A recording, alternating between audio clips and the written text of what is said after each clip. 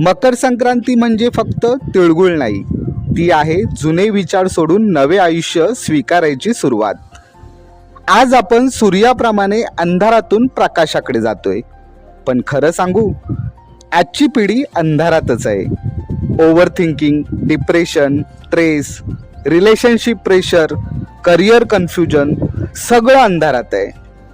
Mobile हातात आहे, पण मनात हजार प्रश्न आहेत. फ्रेंड्स आहेत, पण बोलायला कुणीच नाही. स्माईल आहे, पण आतून वेदना आहेत.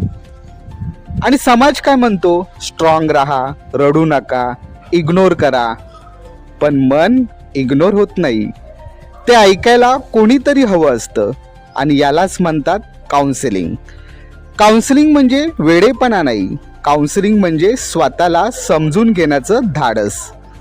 जसं आपण मकर संक्रांतीला घरातला कचरा टाकून घर स्वच्छ करतो, तसंच काउन्सिलिंग मनातील घाण, भीती, गिल्ट, दुःख, सेल्फ डाऊट साफ करतं.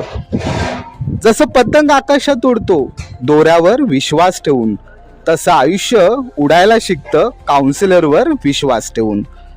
आज तुमचं आयुष्य अडकलं असेल, करिअर ठरवत नसाल, रिलेशनशिपमध्ये त्रास असेल, सेल्फ कॉन्फिडन्स तुटला असेल, तर या मकर संक्रांतीला एक संकल्प घेऊया.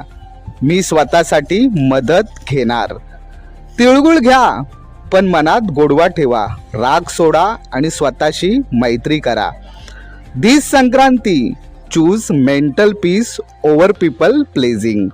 कारण स्ट्रॉंग माणूस तो नाही जो कधीच दुखावला जात नाही, तर स्ट्रॉंग माणूस तो आहे जो मदत घ्यायला घाबरत नाही.